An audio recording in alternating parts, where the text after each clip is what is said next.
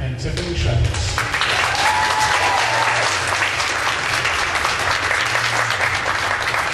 How's everyone doing today? I'm so sorry.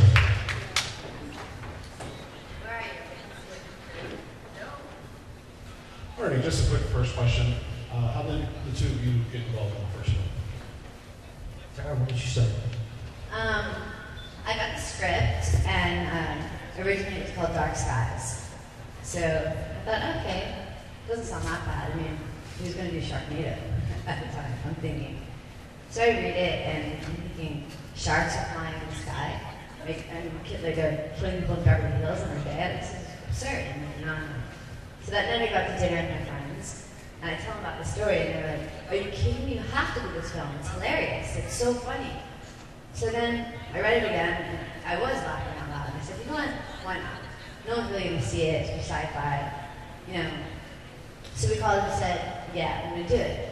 And then all of a sudden, I said, "Yeah," and then The script came across my desk as a straight offer.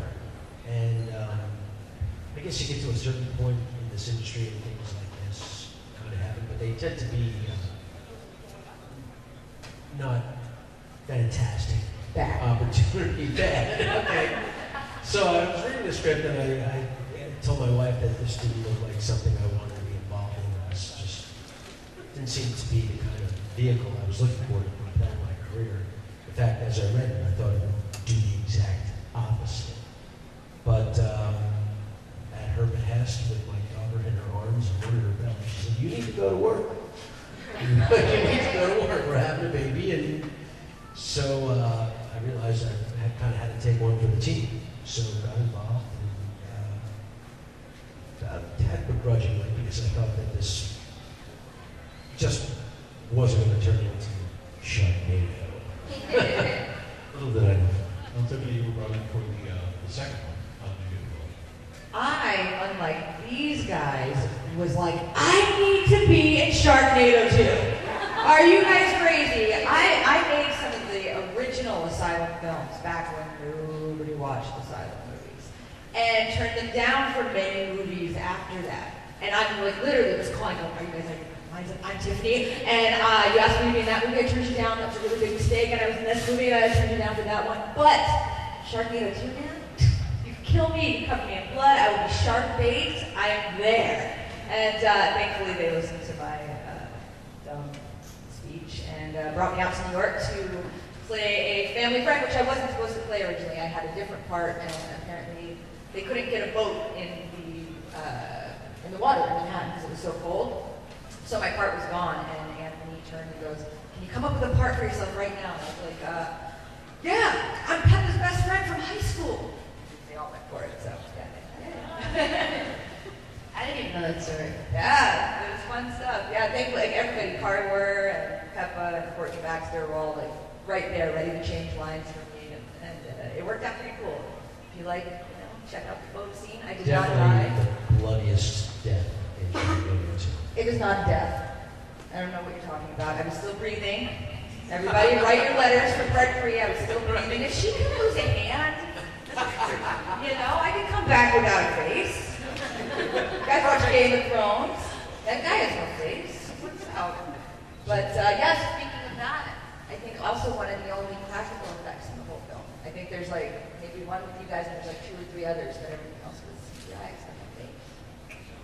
Trivia. When the original aired, Twitter literally exploded. Did you guys think it would have a reception as it did for being a sci-fi film? I had no idea. I wasn't in the country. I was in Mexico on vacation. And all of a sudden, I get all these, like, "Tara, you know what's going on? Like, there's like 5,000 tweets." And I'm going, "For what? For what? What are you talking about?" They're like, "Sharknado!" And I was like, I didn't even know it aired the night before. We did no pre-press before it. None of this. So when it exploded so big, we're like, "What?" Like, we were shocked, So no, we were clueless. Yeah, it was just a big surprise to everyone involved. What do you think draws people to it? I mean, I think there's my opinion. This is mine. But I think one of the things that draws people to Sharknado is that it's a fun movie. It's a movie that you could go and it's an entertainment movie. You know, like you go and you watch and you laugh and you have fun, and the fact that we take it serious, even though it's an unserious, you know, situation, and the fact that we play like that, that's where you come and the humor comes alive in it. And I think that everything in life, especially these days, people take themselves so serious and everything's so serious, that when you saw a film like this, I think it was fun and refreshing. And it had Ian Ziering. Come on, let's go. Come on. Tiffany, you have your fair share of bad movies. Your belt, maybe? Me? No. What are your thoughts? Why do people like films that are intentionally bad? As a fan of the genre, and I've made close to 100 of these horrible films. Sharknado, not that Sharknado is horrible, right? They're certainly not part 2. I think because of what these guys did in the first one, and because it came with social media and like the news jumping on the bandwagon, it became literally the Super Bowl of movies. You know, something that everybody, if you hadn't seen it, you're an idiot. It was like, oh no, we're having a party over here. Something that brought horror fans together or genre fans, and that hasn't happened in a long time. Like it used to be people would gather around and they go to the drive-ins together, or they meet for the Saturday Night Creature feature. And unfortunately, people just don't do that anymore. So I think, to me, like as a fan, like, it was that kind of reception that makes it so cool. It's like here to be a part of it, the community. I'm not sure what the secret sauce is. I mean, thousands of these movies were made every year. But what makes one better than the other is so subjective. It's literally catching lightning in a bottle. Why did Sharknado work? If I knew the answer to that, I'd be producing these movies. Absolutely. You know, the major motion picture studios spend hundreds of millions of dollars on their movies. And they spend millions and millions of dollars on their advertising. This movie did none of that, but was more successful than just about any feature released movie. There were over 1 billion Twitter impressions for Sharknado. How does that happen? I don't know. It's a phenomenon that happens, you know, once every decade. You guys seem to have tapped into that. Nailed it. Now, it's funny, you did some of your own stunts, the rappelling in the school. I see. Talk about the week. He did everything. Like in the first one, like when you did that, I literally said, "Don't do it, don't." I was scared for him. I was like, "What is he? He's jumping off a bridge in my life." Like, remember? I was honestly terrified. Like he did stuff that you couldn't even imagine. It wasn't like he had this huge budget and security men around him and like stunt coordinators. He did it by himself. I was like, oh my God, I'm gonna watch him jump off the bridge. You know, it's a nightmare. Like, look, Mr. Pro right here, amazing. Thanks, Tara.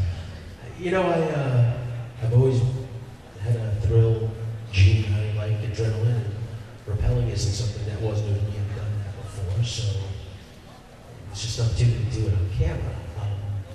Any kind of jumping or running, I'm capable of doing. I would take a stuntman if there were real sharks. I'll tell you that right now. But as long as there aren't any, I'll be badass. I'm okay with that. It's a very action adventure kind of science fiction movie, and I love doing all that stuff anyway. So. And he's obviously, let's give it to him. Look how fit he is. It's not like he's challenging. He's amazing. Me and when he has to run, and like I have to run next to him, I'm like, wait, I can't. And the next question. Woo! So, shooting, I think the first one was 18 days. What's it like as an actor working in that kind of condition, trying to get everything done? You really have to come to set prepared. There's no time to screw around. There's no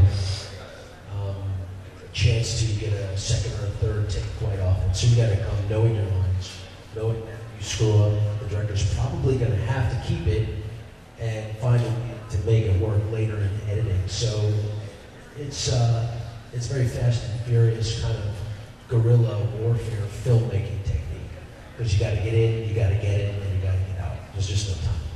I also think it was especially hard for these guys who made the Sharknado movies because, from my understanding, every day they were getting new cast members that weren't in the original script, that like giving you guys new lines, like my scene just being added in. That usually doesn't happen. Like usually you start a movie, almost everything's locked. You know who's going to be in it, unless somebody shows up drunk or somebody's like a weirdo, you know that they're going to recast them. But for the most part, you kind of know the game plan before you go into it. And on this, from what the director was telling me, every day it was like, oh yeah, we got Peppa, and we got this person, and we're going to write in all these scenes. So I think that makes a movie like this, beyond the fact that you're doing everything green screen and your own stunts and all that, really challenging, like super hard.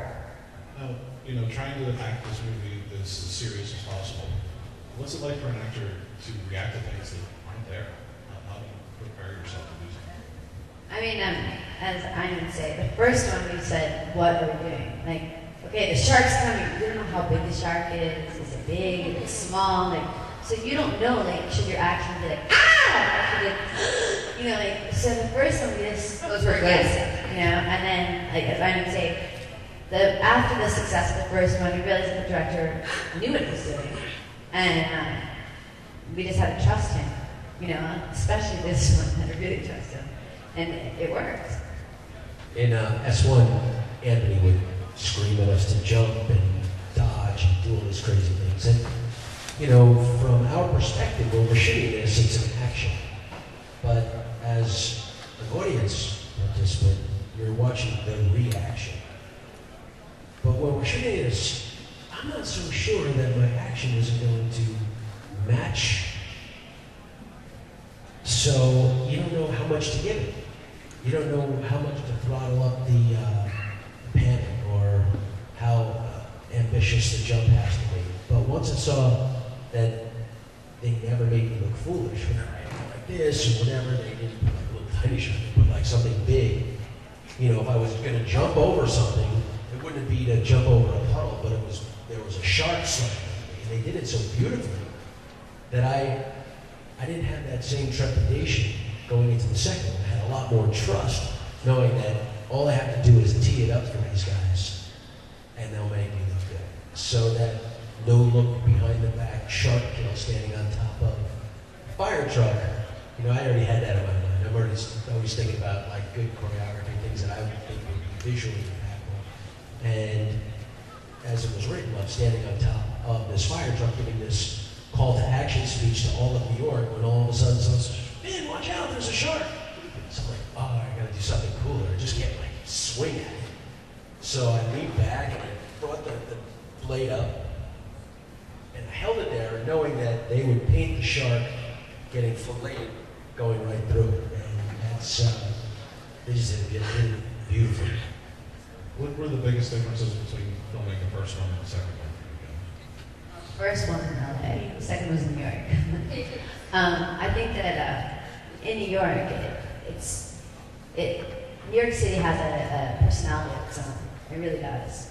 And especially when you're coming to, as a New Yorker, and you're coming to fight and save the city. I mean, in real life, look how many times that we had to come together and save the city of New York. And the New Yorkers really do come together. And I think it sounds silly, but in a way, when he's on Sharknado 2, he's like on the fire truck, and he's getting everyone rallied, and everyone's coming, everyone in the city coming together for him. And that's really like New York. I mean, I remember when he was shooting the scene in real life, just the extra, we were shooting outside, it was freezing out. And the not even extras, like the people, the real people, not even fans, people that were walking by the movie, when he got up there and he gave his speech, like from the heart, like regular people were like, yeah! From blocks away, people were yeah! Yeah! Let's go to New York! And it wasn't even like in the movie, like it was just real people. It was just awesome, I love it. Tiffany, tell us a little bit about the makeup that you went through for your happy face. That was another kind of on-the-fly deal. Anthony's like, "We're gonna kill you." I was like, "No, you're not gonna kill me." He's like, "But we have to kill you. A shark's gonna attack your face." I'm like, "You're crazy. I'm not dying. So we're gonna have a bite half my face." And thankfully, Anthony Pepe had some prosthetics, kind of just lying around. I believe they were for somebody else for even probably another movie. And they're like, "Look, we don't even know if we're gonna get to it. Let's just put it on you." And I'll put it on me, and I'm gonna show up there, and they're gonna have to shoot us, and it looks so badass. And that's what we did. We put it on, and we actually started, the time was like ticking, and it was the last day of shooting. Like, they were getting ready. Everyone's like, "Oh, planning the wrap party any minute now." I'm like, and I just keep standing there. And thankfully they got to me, but it was about like almost 2 hours of prosthetics, and it's awesome. You know, we shot the actual face attack was on Wall Street, on the street, but you see me actually getting attacked on the boat. Movie magic. So a lot of fun, a lot of blood and guts and gurgling and awesomeness. But you continue to breathe. I continue to breathe. If you freeze frame it, watch that. That's amazing acting because I'm still alive. And then I have to come back in part 3 to help these guys kill some Can you tell sharks. that she wants to be in part 3? Can you tell? See? Because I was a fan from the beginning. I'm like, he's gone. Sharknado, the second one, had a lot of cameos. Who was your favorite to work with? Mine was Kelly Osbourne. I thought, I think the opening of this movie was just unbelievable. I mean, to really start the film, when you have a strong opening, you're in pretty good shape. And I think the opening of this film, just in general, it went everywhere, even emotion-wise. I know it's Sharknado, but you were nervous when you were scared, Like, I was trying to make it work. There was a lot of heart, as well as craziness in the opening scene. And I think that's also what made Sharknado 2, really work. There was, as much as it was crazy, there was a lot of heart with the families and how people cared about each other. And I think that's what makes, when you put a heart in something that's so craziness, it makes it work. So it makes you, relate to it. So I guess I would say that would be my answer. Working with Judd Hirsch was a real treat for me. I used to be a big fan of Taxi, and I think I watched every episode.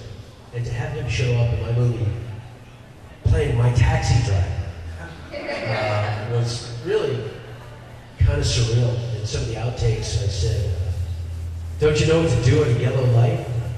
Which, if you were a fan of Taxi, there was this one scene where Jim Ignatowski was taking his driver license test, and he didn't know the answer to a question. He's looking around, he sees Alex standing over there, he says, "Alex." And Alex is freaked out because someone's going to hear Jim cheating. He says, "What do you do at a yellow light?" And Alex goes, "Slow down, Jim." And Jim Ignatowski goes, "What? No, you don't." And it went on like that. One of the funniest moments in television history, I thought. And so just to be able to play with Judd Hirsch a little bit, I thought that was great. It's in the extended cut in the bloopers. Bismarcky, what? Right. Pretty amazing. But I got to have a scene with Peppa from Salt-N-Pepa. I actually met my husband by karaokeing Shoop to him. True fact. Didn't really meet him that way, but that's how he knew the song. And so it took a lot for me to not be down. I'm like, "No, let's push it, girl. You ready?" Yeah, it took a lot. I would ask her really bad questions like, "Oh, what's up with the love bug?" And she'd look at me like, "Really? Really? We're gonna do that now?" One final question. Any word on Sharknado? Well, we know it's going to happen. So that's all I can say. They have an air date. I think it's going to be next July 30th. And we're all gonna sign that petition to bring you back, right? Well, thank you guys for your time. If you haven't seen them, they're right across the hall. Go see them, get some autographs, and talk to them. Sharknado and Sharknado. Yeah, Pee-wee. Thanks, Bye, everybody. guys. Thank you so much. Thanks. All right, thanks again, Los Angeles. Put your hands together for Mr. Wexler. It's Tara Reid. It's the Big Mr. Ian Ziering.